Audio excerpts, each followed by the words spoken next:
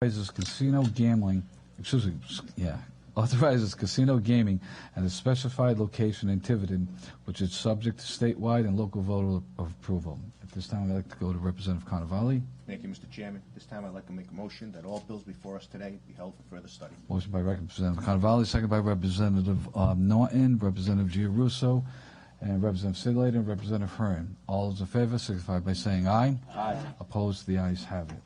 At this time, I'm going to ask John Taylor and Craig Eaton if they'd like to come forward.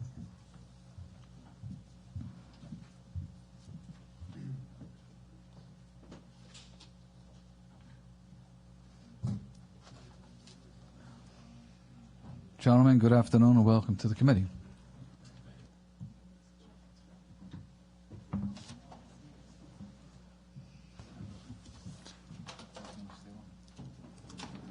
You ready? Yes. Chairman Gallison, members of the Finance Committee, thank you for the opportunity to speak on legislation House Bill 7228 in support of the proposed Tiverton Casino. My name is John Taylor, and I serve as chairman of the board of directors of Twin River Worldwide Holdings, the parent company to Twin River Management Group, the owner of Twin River Casino in Newport Grand in Rhode Island, the Hard Rock Casino in Biloxi, Mississippi, and Arapahoe Park in Aurora, Colorado. Joining me today is Craig Eaton, our Senior Vice President and General Counsel. Known as the Tiverton Casino Bill, this legislation provides a vehicle for a state and local referendum, the latest and probably most important piece of legislation we have ever introduced in our strategy to deal with increased competition in the Northeast. If approved, it will allow voters to weigh in on a simple but important question. Do you favor a casino in Tiverton? If the answer is yes, Newport Grand will close once a new casino is built, the soonest being in mid-2018. As has been the case with past gaming issues, the question must pass statewide as well as within the town.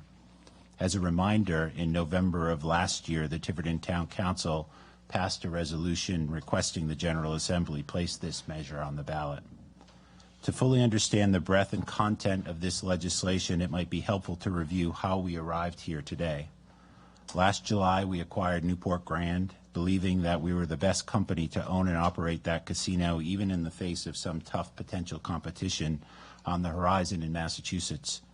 We understood how important the future of Newport Grand was to the state, and we're excited about the advantages of owning two gaming venues in the same market, a claim no other casino management company can make in the region.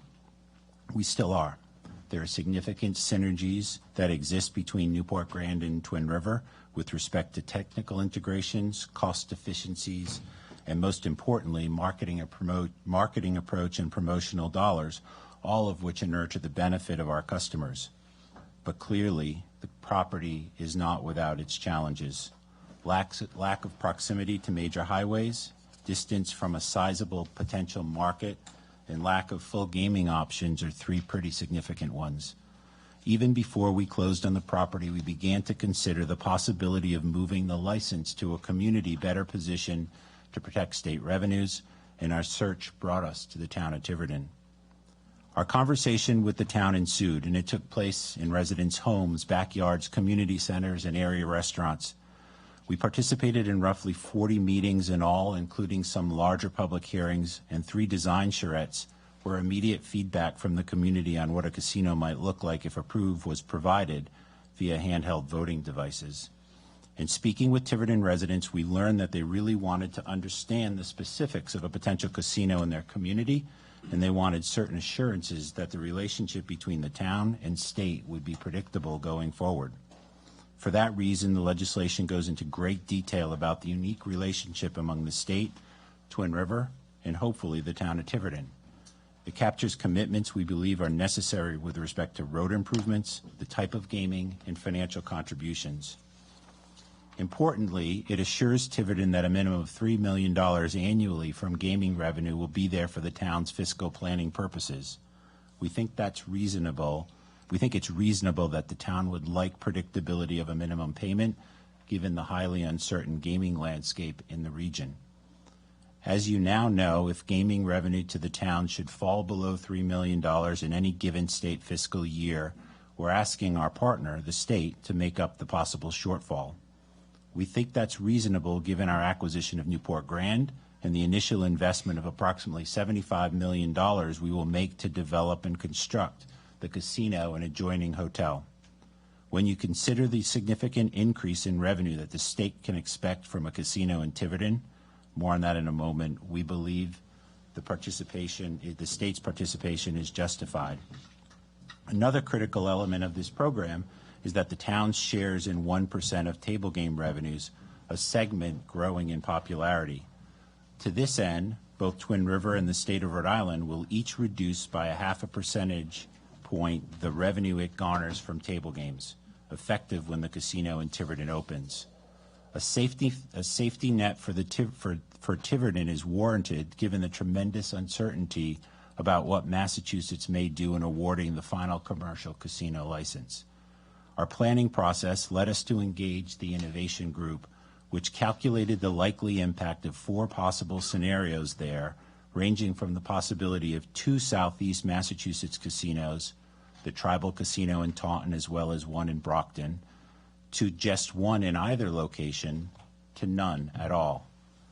Today, Newport Grand contributes approximately $27 million to the state from gaming. Newport Grand's survival and the state's revenue from it are clearly at risk, particularly with 2 casinos in southeastern Massachusetts. In that case, Newport Grand would likely close. In all 4 innovation scenarios, however, a Tiverton casino near the Massachusetts border not only survives, but is projected to contribute a minimum of $47 million annually to state coffers, to a possible maximum state share of $70 million if it is the only casino in the region to come online. Even in the most challenging Massachusetts environment, it is projected to earn more money, nearly double for the state, than Newport Grand currently does. Its convenient highway access, proximity to a larger pool of prospective customers, and a full complement of gaming and entertainment amenities makes it a game changer and a potential competitive force in the marketplace. We feel strongly that going forward, the relationships we have with both of our host communities should be consistent. Therefore, this legislation ensures that both host communities, both Lincoln and Tiverton, are provided with the same economic protections in the face of growing Massachusetts competition. This is important revenue for the state, and it's important to our continued viability as the producer of the state's 3rd largest source of revenue. For this reason, over the years, we have tried to plan for as many scenarios as possible as we've considered our strategy related to Massachusetts. I'm hoping this legislature, starting with this committee, will continue to help us in our endeavor. You've been partners with us in nearly every major development we have undertaken to transform Twin River into the economic engine that it is today, providing nearly 2,000 jobs and producing approximately $300 million annually in state revenue. I ask for your continued support by passing this legislation. Thank you, and I'm happy to answer any questions you may have. Thank you, Mr. Taylor. Mr. Eaton, is there anything you wanted to add to Mr. Taylor's testimony? No, but I'm open for questions. Okay. First of all, I would just want to make certain that this would require 2 votes for Correct. passage, Both, a vote both statewide and a vote in the by town the of citizens of Tiverton. Secondly, you will be closing, if this is approved, you will be closing the Newport Grand facility as we know it, and all those operations will be moving over to Tiverton. Correct. And the Division of Lottery would would be able to have approval of the employees that you're hiring in the facility. Correct. Okay. The exact location that you've chosen for this, could you give us a description of where that would be? So it's in the northern part of the town of Tiverton, at the intersection of William S. Canning Boulevard, Stafford Road, and Hurst Lane. You access it from the last exit in Massachusetts before you come into Rhode Island on Route 24. So we It's actually about have, 400 feet from the Massachusetts so if you're border. coming from Rhode Island, 24. If you're coming from Massachusetts, you get off at the last Massachusetts exit, and it's about 400 feet from the Mass line where the site is. Okay, so it's in that particular area. And you stated that you anticipate between $47 and $70 million in revenues to the state? Correct. As I mentioned today, the Newport Grand facility generates about $27 million. The 4 scenarios that we tested, everything from the worst case being 2 casinos would generate $47 million in that location, to no casinos in southeastern zone would generate upwards of $70 million in that location. Representative Russo? Thank you, Mr. Chairman. Mr. Taylor, thank you for your testimony. I just have 2 questions. Do you have a plan B if this fails? Because we keep hearing about the gloom and doom about the Newport Grand. And if this fails, what happens to Newport Grand? So we've said consistently that when we bought Newport Grand, we underwrote that acquisition under the assumption that we would not be successful at relocating the license to Tiverton. And as I mentioned in my testimony, we believe that we're uniquely qualified to operate that facility, even in Newport, given the technical and the operational synergies that exist between Twin River and Lincoln and Newport Grand, as well as from a marketing and promotional perspective. So we fully intend to keep operating it. I will reiterate that if there are 2 casinos in the southeastern zone, one in Brockton and one in Taunton, if that happens, and it's questionable if it will, but if it does, it will be difficult for us or any other operator to succeed in Newport longer term. Okay, my second question is, you mentioned about the southeastern Massachusetts competition and its impact on Newport. Why would that not be an impact on Tiverton as well? So in competitive markets, convenience is critical. So the easier it is to get in and out of a facility, the more likely it is to succeed. And we've experienced a lot of that in Twin River and Lincoln, where we've been quite successful competing against 2 of the world's largest destination casinos, and now a slot parlor 12 miles from our door. And we do that by being convenient in delivering a superior customer experience. That location is much closer to where our players currently come from. It will be easy to get on and off the highway, and it'll have a full complement of gaming possibilities. So the combination of those things, and again, the numbers that I referred to were generated by a third-party independent company who's done studies for us in the past, and if anything, has undershot their estimates. So we're very confident that we can succeed in that location, even with material competition in the southeast zone. Thank you. Thank you, Mr. Chairman. Thank you, Representative. Questions? Representative Slater. Mr. Taylor, just more of a statement. I'd like to commend you as a chairperson of the Lottery Commission, the work that you guys did rolling this out in Tiverton. And I know you did a lot of town hall meeting types and meeting in people's homes, and also your staff, Craig and Kim Ward, and a lot of work that you guys did, and hearing about this leading up to this. So you definitely have my support as far as this legislation goes, and hopefully it's successful on the ballot, and it'll be great for the state as far as bringing in more revenue. And I will say that in spite of the competition that Twin Rivers had, we've exceeded our budget numbers over there, so it's a credit to you and the chairperson of the Lottery Commission under his stewardship that we've seen these skyrocketed numbers. Thank you. Thank you, Representative. Representative Tabone. Thank you, Chairman. Thank you, gentlemen. And I echo Representative Slater. I have a question. I was always cautious as to, the expansion of Twin River at the time, and it's far exceeded expectations. What would you attribute the less than stellar performance of the the current competitor that just opened up, and how would that not be consistent, or what do you think? Do you think that that could happen to us in Tiverton? So in terms of what's going on in Plainville, we've only ever focused on the things that we can focus on, which is our business. And we've gone about a couple of important things. First of all, the partnership that we have with the state of Rhode Island is critical, and we would not be able to be as successful as we are without that partnership. Secondly, is we've spent a lot of time and a lot of effort and a lot of resource with our employees to deliver a superior customer experience, because we knew people were going to go to Plainville and they were going to try the new shiny competitor. But what we felt was that we had relationships with these players for many, many years, and we had the ability to get them to say, you know what, I like it here at Plainridge, but I like Craig because he knows who I am and I have a relationship with him. So we spent a lot of time focused on those types of things.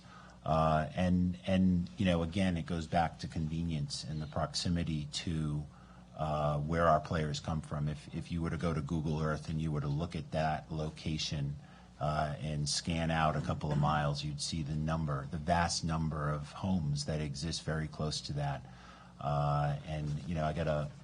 I got a lot of questions through the summer in people's living rooms. How do you think you're going to compete against destination casinos in the Southeast? And the answer is, some combination of convenience, great customer service, and the ability to get people in and out quickly, which you can't do with some of these destination casinos. Thank you. Thank you. Other questions? Representative Norton. Good evening. Good evening. If you could maybe provide some additional information regarding the projected revenue from 1% from gaming, and I guess your gap coverage of $3 million to the town. How did you derive at those numbers? So those 2 points, as Representative Slater mentioned, the way we went about engaging with the town was not to go to the town and say, here we are, here's our casino, take it or leave it. We basically went to the town and said, look, we have an idea and a concept, and we have a piece of land that we have under control. Let's talk about it. And we spent the better part of the summer, many evenings, literally in people's kitchen tables, talking about this project. And 2 things came out loud and clear. One is that, the townspeople said, look, we don't want to do this if it's not material to us from a budget perspective. So their budget is about $39 or $40 million, and we heard over and over again that, we think 10% is the right number to make it worth our while, which is how you get to the $3 million plus $1 million in property tax and other fees in the town. And then the other thing they said is we're concerned about the future of where this business is going. And where this business is going is younger players like tables.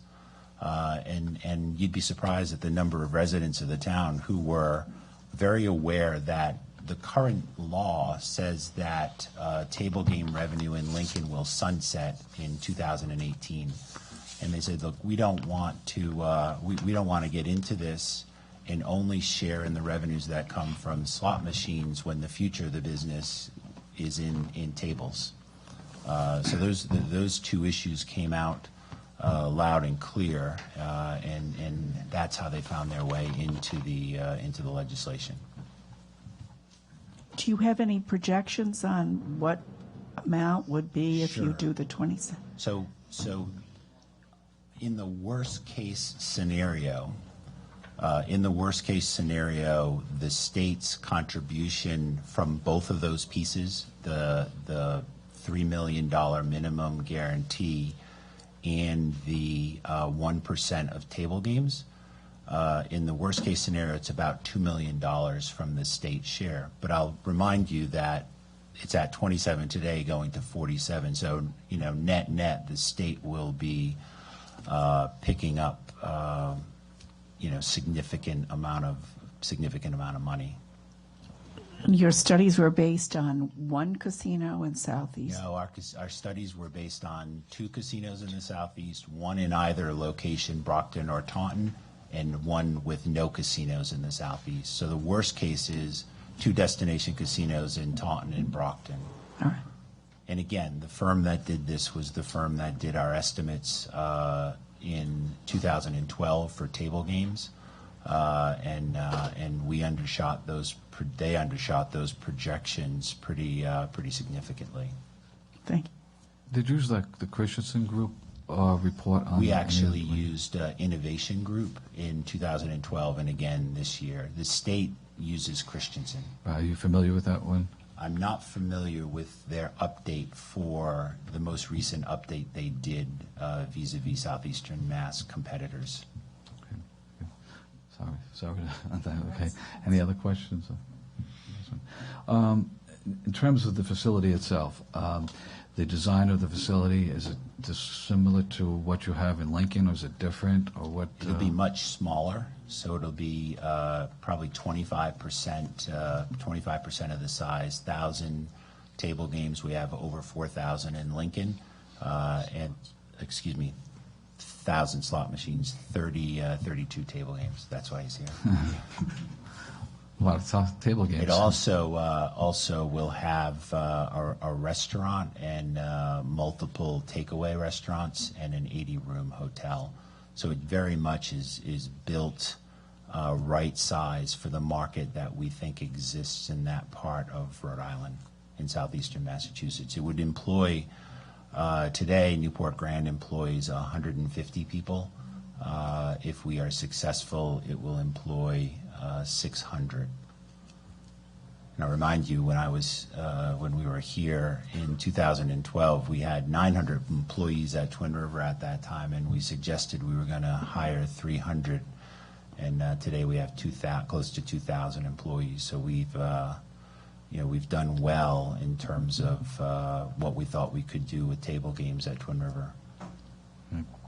Good. Just as a reminder, the town of Tiverton has requested that this legislation be put before us today. So, any other questions? Gentlemen, thank you very much for your testimony. We appreciate it. Thank you. I'd like to ask Mike Burke from Tiverton, Michael Sabatoni, and George Nee.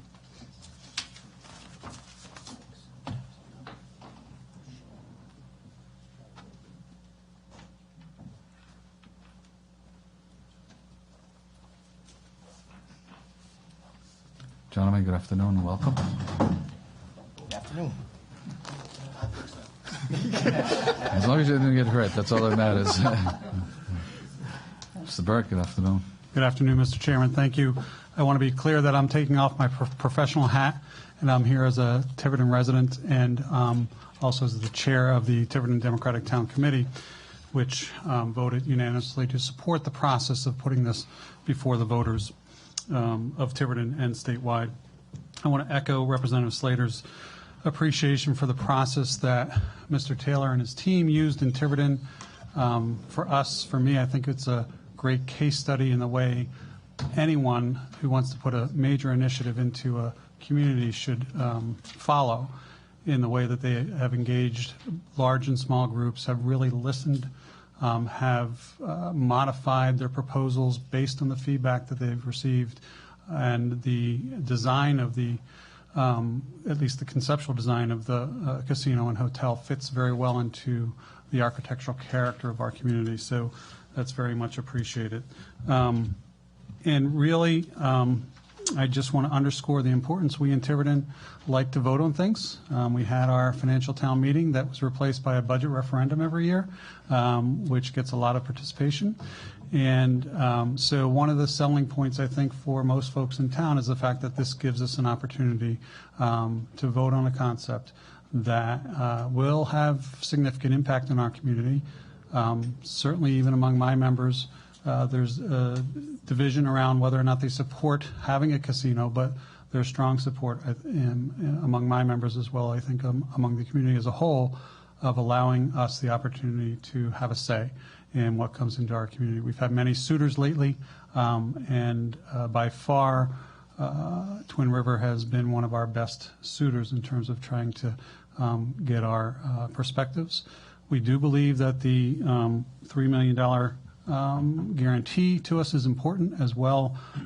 In that location, there's some traffic issues, and there's a rotary that's been worked on for several years that is critical to this going in and being successful. That's all I have. If you have any questions. Thank you, Mr. Burke. Mr. Sabatoni. Mr. Chairman, members of the committee, Michael Sabatoni, President, Rhode Island Building Trades, Business Manager, Rhode Island Laborers District Council. Currently represent over 600 men and women that are employed at Twin River Casino in Lincoln. And I'm here to say that those are good-paying, family-sustaining jobs with good benefits. And having a partner like Twin River as an employer, I wish I had more of them. Not only with the wages and the benefits that they pay for various classifications that we represent, as well as what they do in the community and their charitable endeavors as well. This development in Tiverton is an exciting development. We will not only construct that facility, but then we will also maintain it. I think it's also worth mentioning that those jobs that are currently available in or currently in Newport Grand will also be moved over to Tiverton, so nobody will be displaced. And as you heard John mention, there will be significant increase of other work opportunities there as well. So we're here to support it on behalf of the building trades, on behalf of the laborers union, that we think this is a good idea to protect an asset that we have in the state as we keep an eye on Massachusetts and the increase in gaming in this market, and do it with an employer who has an impeccable reputation, who I'm proud to say has been a good employer and will provide sustainable family sustaining jobs once this casino is open in Tiverton. So I appreciate your time. Thank you very much. Mr. Nee? Thank you, Mr. Chairman, members of the committee. On behalf of the Rhode Island AFL-CIO, we wholeheartedly support this legislation before you. Brother Sabatoni mentioned the reasons that it also, I think, in addition to being a very good corporate citizen, a great corporate citizen, actually, in Rhode Island, and there are more unions up at Twin River. There's about 7 other unions, and they all share the feelings that Mike Sabatoni mentioned to you. I think they're a very strategically smart company. This decision that they made to go to Tiverton, I think, will both protect and expand gaming revenue for the state of Rhode Island. Obviously, it'll be very beneficial to the people in Tiverton in terms of the citizens and their tax base. But it will also protect and expand, hopefully, the jobs that already exist at Newport Grand. And for all of those reasons, I think this is a chance for us to, again, make a very smart, strategic move, bring it to the voters, and given their track record and the promises and commitments that they've made have all been fulfilled and actually exceeded from the earlier testimony that they had with the Twin River, the hotel expansion, and everything. So this is a chance to really help a good corporate citizen and help the working people and the taxpayers of the state of Rhode Island. Thank you very much. Thank you, gentlemen, for your testimony. Mr. Burke, I have a quick question for you, though, concerning your fellow residents in Tiverton. What is your feeling, right? What do you believe that the rest of the residents in Tiverton believe concerning this casino proposal right now? I think the biggest concern that has been raised is around the traffic issues. Certainly there has been some concern raised from people who have a moral concern around casinos in general, but the major concern is around the traffic issues and the guarantee of income to us. If those two things can be resolved, and certainly in this legislation it helps with that process, my sense is that it will probably go forward. Do you think that you mentioned a rotary? Do you think that'll help alleviate a lot of the traffic fears? Yeah, the area where it will be located is already of traffic concern because it's a very oddly shaped intersection.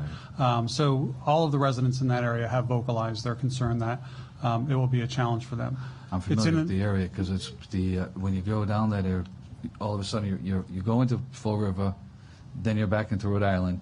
Then you go to the left, and you're back into Fall River. Right. And I have clients that are down in the Fall River. Yeah, and when you come out of the, I can never remember the name of the lane over there, but when you come out of the lane from the east side, it's very hard to take a left turn. So we've been working on that rotary. Our Representative Edwards and others have been working on that rotary problem for a number of years.